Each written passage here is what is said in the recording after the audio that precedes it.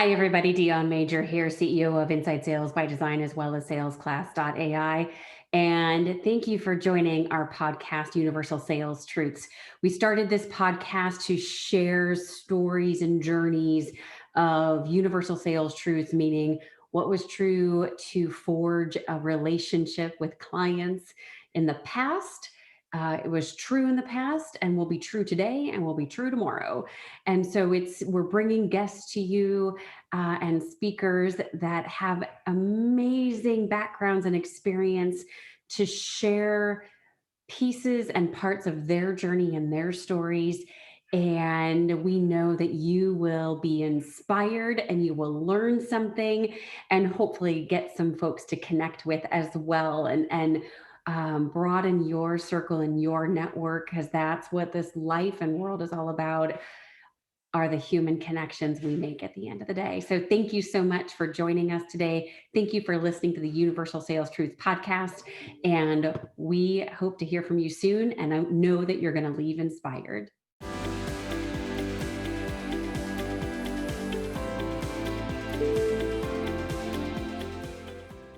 Hi, everybody. Dion Major here, Universal Sales Truth podcast facilitator, as well as leader of Inside Sales by Design and Sales Class. Today, we are joined by Matt Millen, who is one of the most amazing individuals I have had the opportunity to know, and all of our conversations are so amazing. Matt, you and I spoke earlier, and I said the same thing. And it's just a great conversation, so many good ideas, so many good back and forth that we have. And it's just, I love your experience. I love how you wrap it up, you package it up, you deliver it, you just bring it for everybody. And so a lot of really good things come out of our conversations for sure. So thank you for joining us today. That's so great to be here with you, Dion. I think the conversations are great because you and I both share a passion for the sales profession and helping organizations win in today's modern field of selling. Absolutely. I agree with you, Matt. And I think it's that holistic approach between not only to be very blunt and bold, right? Selling what we have, our products and our services, and we know to the depth of our core that they can help. It's also taking care of the people on our team as well, right? Not from a therapy perspective, right? So sometimes you get sales leaders who are like, oh, I'm not their parent. I'm not this, I'm not that. They just need to go and do. Sure. We also, though, need to make sure that we are supporting our team mentally as well as physically and all that good stuff too. So I think that's the piece I really enjoy talking with you about, is how do we motivate and bring those two pieces together to really have our team be successful. Yeah, I think like the human element somehow fell out of selling a while back. Yeah. And like not treating people like people. And it's always been my belief and philosophy, the people that work for you are people first, yes. not employees first. And, I try to live by three things as I think about the team. Like number one is having empathy for the people on your team. And not empathy as you might think about it, but empathy is defined by a true understanding and an appreciation of what they do all day. Like most sales leaders have amnesia, like they forget what it was like to do the work. And they bark out commands and the team's like where's it? So you really have to understand what it means when you say make 50 calls or do this or do that. So number two is my second philosophy is you have to have fun. And not fun is defined by you, the leader, but have fun with your team the way they like to have fun. Yeah. We're spending more time at work than we do at home, and let's make it enjoyable. Let's take the grind out of it. We'll do the hard work, but let's make it fun. Yeah. And the third thing I believe as a leader is you have to do the right thing. Mm-hmm. Like when there's a customer situation, jump in, like lead from the front. If your employee has a challenge, do the right thing. Don't read the company handbook. Like figure out what they need as a human. And I believe when you've got genuine empathy, you create a fun and rewarding environment and they can trust you to do the right thing. Your team will work really, really hard and achieve your outcomes for all the right reasons. Yeah, I second that wholeheartedly, Matt. And it's funny, I agree with you. The leadership amnesia, right? I call it the Marie Antoinette complex every once in a while, too, right? So, Marie Antoinette, when she said, let them eat cake, literally didn't understand that every table in France at the time wasn't set like hers. They didn't have bread and cake. What do you mean they don't have bread? Let them eat cake then. It was literally the most ignorant comment of the day. And so, to your point, we get amnesia, we forget, and we drive our own arrogance and our own ignorance. But the good news is, to your point, ignorance can be fixed, right? If we're educatable at the end of the day. So I think those are great points. So leadership and have fun and treat your team the right way, right? So I think those are important for sure. So I love the fact that we jump right in, and this is why I love our conversations. But let's backtrack a little bit and tell people a little bit about your past and your history. And I'm going to say one more thing as you kind of formulate some thoughts. Everybody, I really encourage you to go ahead and take a look at Matt Millen's profile on LinkedIn, as well as he's talking through this. And then, of course, you can go and take a look at his company website as well. But Matt, tell us a little bit about you and your background. And I'm going to be brief because I'm not that interesting for a big intro. But I think what is interesting is I started selling in 1987. Yeah. That's before internet and email. So we grew up loving the phone, set to, run to. But I've had a front row seat to the infusion of technology into both the selling process and the buying process. I've led large national teams over the years for Gateway and T-Mobile. I did worldwide sales for Tony Robbins for 5 years. And so had some really fun jaunts, led revenue and outreach from 5 to 50 million. But one of the things that I've noticed, really as sales teams start to modernize, that the quality of our problems and the quality of our challenges continue to get better. And when using technology the right way, selling is becoming much more efficient, it's becoming much more productive. When using technology the wrong way, you're going to get the different result. And most recently, I co-founded a company called Reggie.ai, and my product writes sequences and cadences, writes all the emails, puts all the touch patterns together for reps, because today's problems are very different, where content for many teams is a challenge. Yes. And we've set out to put a technology-first solution in place to help teams put great content together to support the modern selling motion. So I am passionate about helping sales teams win more, and we're doing our part, our small part in the world to help make that happen. Amen. I love it. And your path and the way you think things and the way you process and the mindset you bring and package up and redeliver for your teams, the experience you have and the way you do that is very, very valuable. So thank you again for sharing everything you have. So given that, and I love the fact that you said you have a front row seat into the infusion of technology into the sales profession.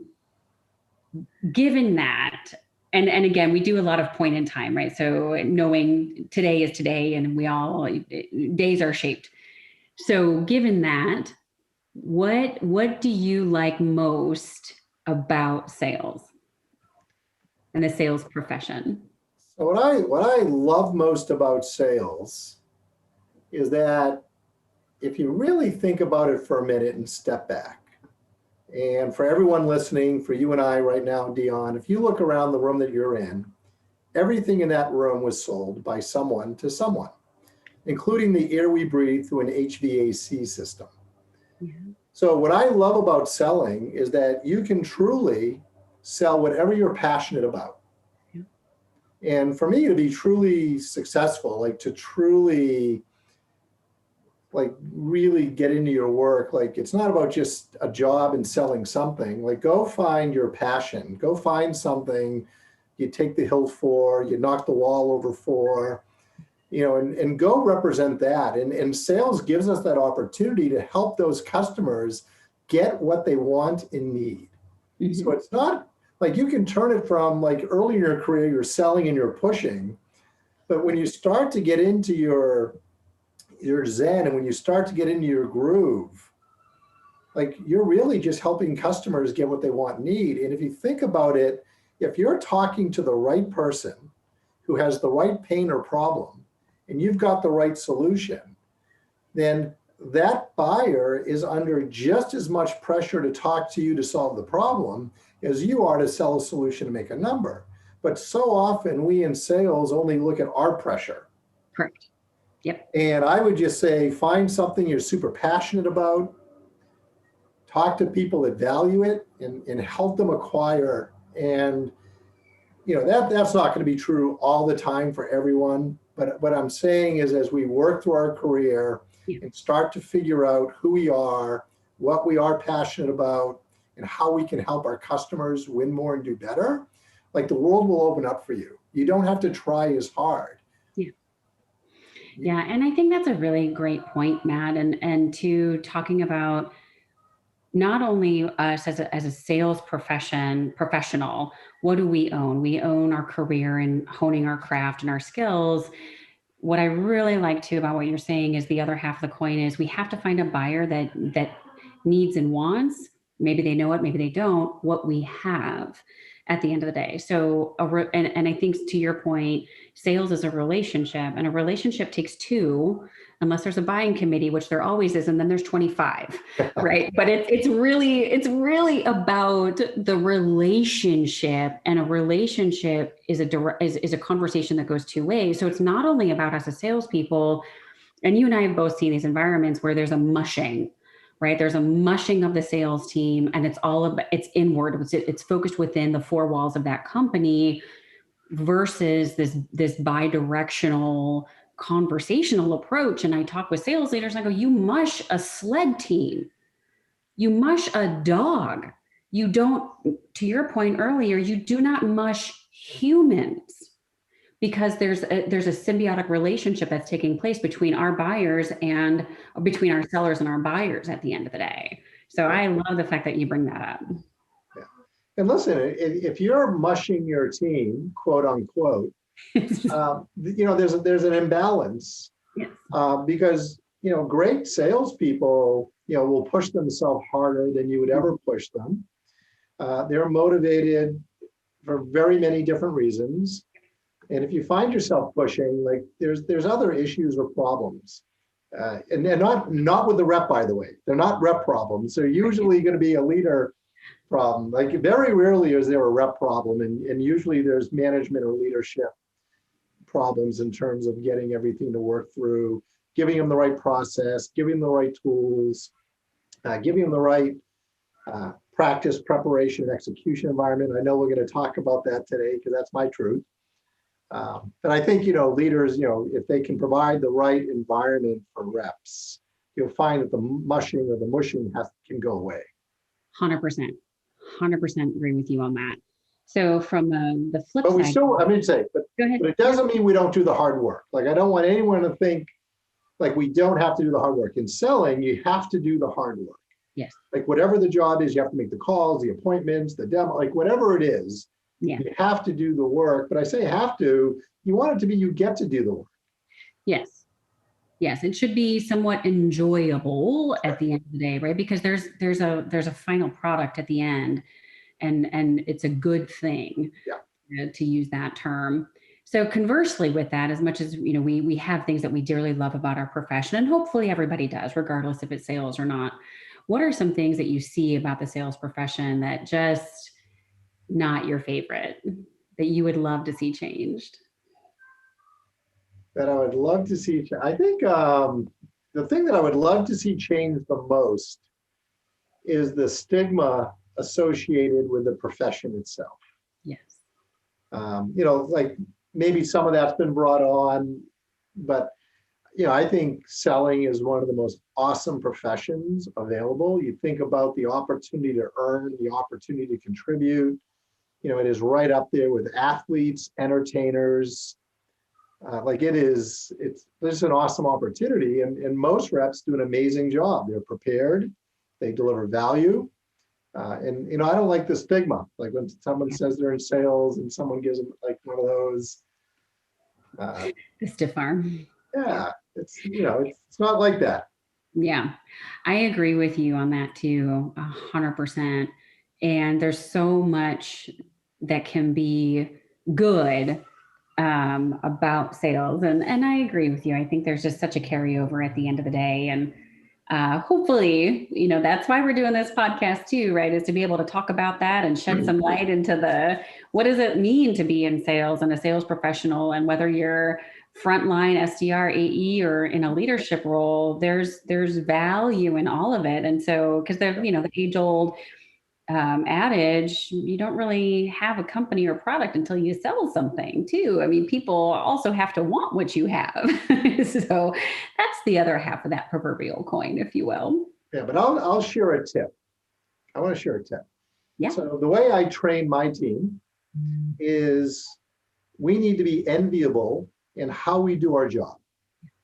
So when we're interacting with our buyer, they're not just enamored and impressed with the way that we solve a problem. I also want them to be enviable of the way that we're executing the actual sales process itself.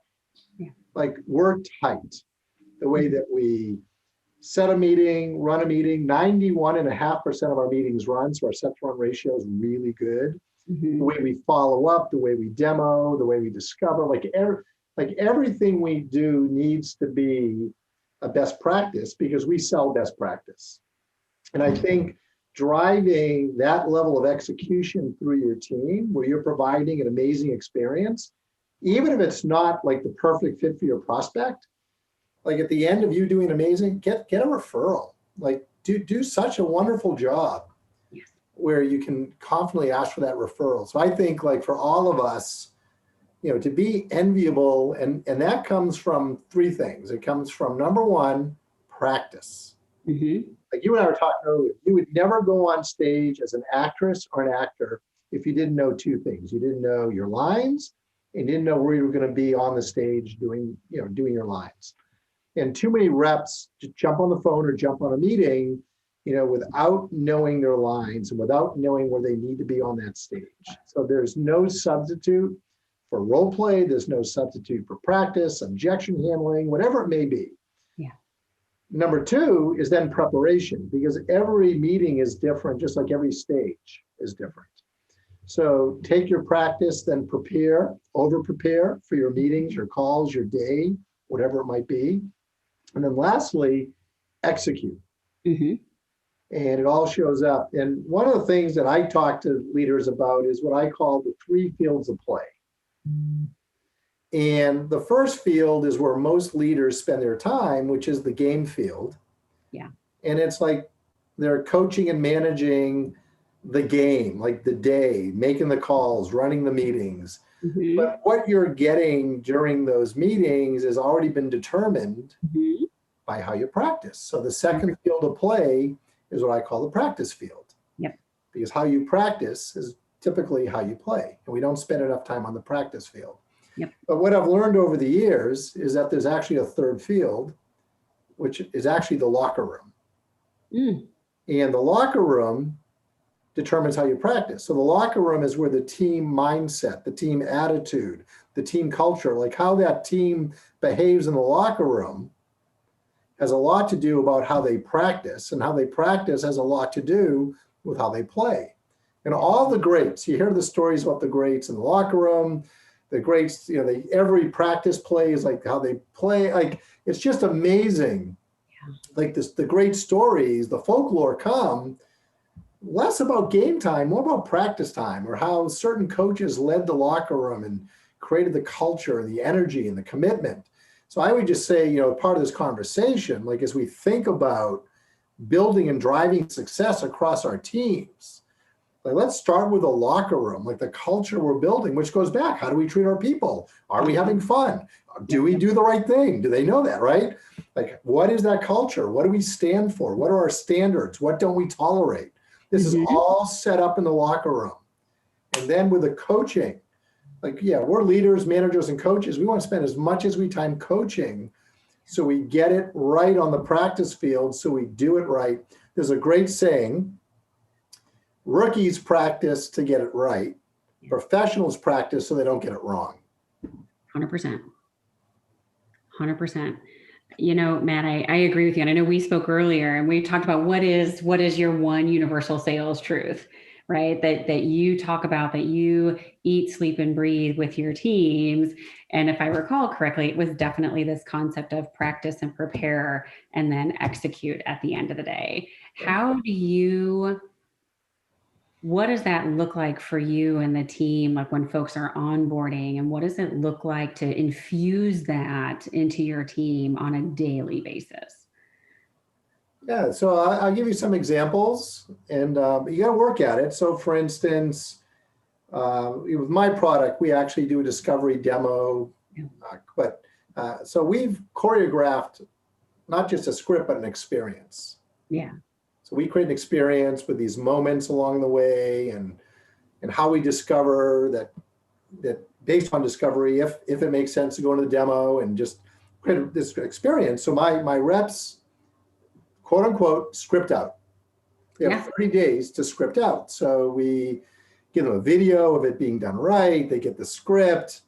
We rehearse every day. Like we practice every day, and we smooth it out. And if you look at all of my reps demo calls, they're almost the same length. Yep. And every one, except for some of the contextual nuance of the customer, it's the same. The experience that we want to create, and we put that in place, with our outcome of being enviable in the process. And it's not uncommon for customers to say, "Man, let's just like the way you did that was great," or the way that you sent the video before and after them. Like they'll comment on our process. Yes. And it's like, listen, like, thanks for acknowledging that, but we adhere to best practices. We're doing what we believe is right every single time. And that's one of the things I love about selling, is that with today's technology, the workflows can be codified. So like all reps have the opportunity, even the brand new ones ramping. If Dion is our best rep, we all know what she's doing, and we all have access to do the same plays the same way, without these protracted ramp times. So that's what I love about selling today. But it's really just setting the plays with your team, being a great coach, inspecting often. I still inspect calls. I participate in calls. I'll sit with a rep during a call, and I'll take a page of notes, and we'll do an immediate debrief. Absolutely. Right after the call, and what I loved about it, and we'll do some tuning on where it went. We'll learn like we'll learn together. Yeah. But we do a lot of coaching, a lot of feedback, two-way. Yeah. My reps, they're better than I am now, so I get to learn from them. But it's exciting. But I think like the biggest takeaway is for people to figure out like how to prepare your team to win. Mm-hmm. I think there's three things that you can prepare your team on, and for me, it's the only thing that your team can control. Mm-hmm. The three things that you control are: number one, the words that come out of your mouth, your story; number two, the activity, the motions that you make all day; and three is your attitude toward the business. Mm-hmm. Like a rep controls all three of those all day. 100%. So if you're well prepared and you've got the talk track, the story down, you've got your activity set up, your high value activities prioritized, and your attitude, focusing on doing the right things in the right way, will get you amazing results. Mm-hmm. And I think those are the three things to focus on. But your reps don't do that in isolation. Like great leaders, prepare them. Yes. With the story, prepare them with the right activities and the technology to support that, and create that environment where, of course, you've got a great attitude. Mm-hmm. And too often, those components are missing or aren't meshed together in a great way, and performance starts to suffer as a result. And that's not a rep problem. No, that's a management or a leadership problem of not providing, creating an environment for winning. Absolutely, Matt. I agree with you. I think, there's the school of thought that says any and all problems are leadership problems. And as much as I'm not a fan of absolutes, I think that's a truth, though, at the end of the day, right? All good and bad starts with leadership. And to your point, if we're not teaching our teams how to win and having our leadership philosophy around that, and are we creating a system within with which our team can operate in, which allows us to coach. We provide the leadership through the system, then we can coach. And if we have to, if folks, not everybody's the right fit for each other at the end of the day. So then we start having to manage. That's right. However, we should start with leadership and we should start with coaching. We need to provide a system for our team. Yeah, one of the things that we teach folks is the anatomy of a call. And within this anatomy of a call, to your point, we have to learn our lines. That's our job. That is our job as a sales professional, somebody who's interacting. I wouldn't want to walk into my doctor's office and they go, "Oh, I don't really know what that thingamabob is." Like, that would be ridiculous. So my expectation is a professional is going to come to me using the appropriate words, not jargon, not slang, but the appropriate words, and in such a way, to your point, that is enviable. So I think those are amazing words and food for thought at the end of the day. And so if somebody wanted to, well, before I say that, anything else that you would add to kind of this universal sales truth of prepare and practice and execute and learn your lines and know your words, which I'm a huge fan of. Well, if it sounds like we're wrapping this up, so I'll share one more thing around truths. Yes. I believe that salespeople help create new truths in the world. Yes. And what I mean by that is many of us are selling innovation through products and services and technology. And the way that your customer does things today usually is like the old way. Yeah. It's not the most modern, not the most efficient, not the most productive. And you're introducing technology, product, or service to do that a new way, a new truth. Yeah. And I think that is just so exciting as an opportunity that as a profession, like, we're driving so many new truths into the world through what we're doing and helping customers. And I just know early in my career when I used to sell Apple Computer back in the early 90s. But I used to walk into like a print shop and they were physically typesetting, like taking the big brass letters one by one. And I would walk in with a Macintosh computer and I could literally in a minute do what took them hours and then move things on the fly where they had to reconfigure. And like literally we were like redefining an industry with a piece of technology. Yeah. And I'll never forget like those moments. But we have those all the time because so many of us are doing that. We're creating like this revolution of truth. Yes. I was just like, harness that, get excited by that. Yeah. And just don't approach it as one more call. Like we're changing lives. We're changing the course of business. Yep. I completely agree with you on all of that.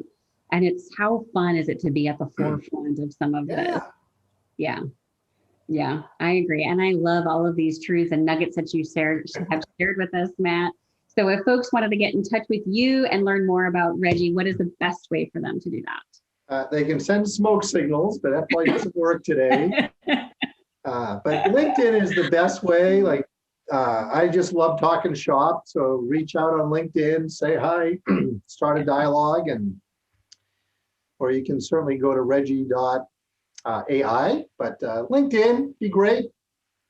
Yeah, that would be amazing. And for those of you, I have sat in and with through Reggie with one of my clients, and Matt is spot on. The whole interaction was amazing from start to finish, so professional and very, very well done, very well executed. And Matt is just a wealth of knowledge and generous to boot. So I would definitely connect with him, reach out, check out reggie.ai. There's some great, great tools there for your team. Let's be better at the end of the day and really enjoy our profession for sure. So Matt, thank you so much for joining today. Thank you for everything you've shared with us. Beyond generous. We really appreciate it. And thank you everybody for listening today. Have a good one. Thanks, Dion. Thank you so much for joining us today for the Universal Sales Truth Podcast. Please make sure that you subscribe to our podcast so you're notified of updates. You can also find this content on the Inside Sales by Design YouTube channel. So make sure you take a look at that. It'll also be in the salesclass.ai platform for you and your teams. And please make sure to reach out and connect with myself and the speaker you heard today individually. We look forward to seeing you again soon, and contact us if there's anything you specifically want to hear or know about. Thank you so much and enjoy your day.